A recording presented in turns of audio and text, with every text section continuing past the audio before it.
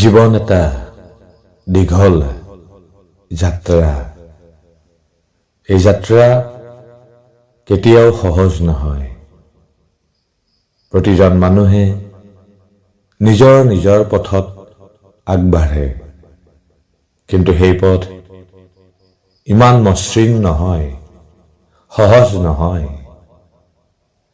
প্ৰতিটো নতুন দিনে নতুন আশালৈ আহে। সেই আশাৰ লগত আহে নতুন চেলেঞ্জ।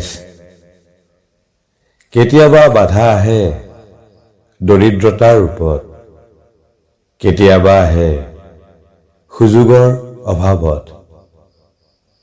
তথাপি সপোন দেখা মানুহে থমকি নাথাকে। জীৱনে কেতিয়াবা আমাৰ পৰা কিবা কাঢ়ি লয়, চাকৰি, সম্পৰ্ক বা আত্মবিশ্বাস। সেই সময়ত এনেকুৱা লাগে আমি যেন শেষ হৈ গলো।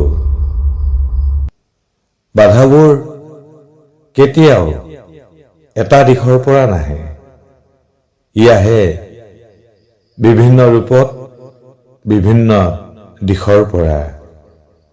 কেতিয়াবা মানসিক, কেতিয়াবা শাৰীৰিক আৰু কেতিয়াবা সামাজিক।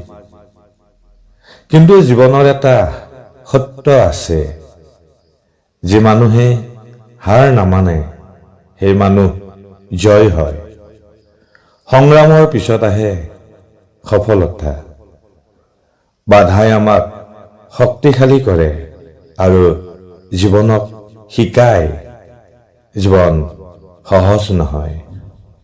কিন্তু যদি সাহস থাকে, বিশ্বাস থাকে, তেন্তে কোনো বাধাই মানুহক ৰখাব নোৱাৰে।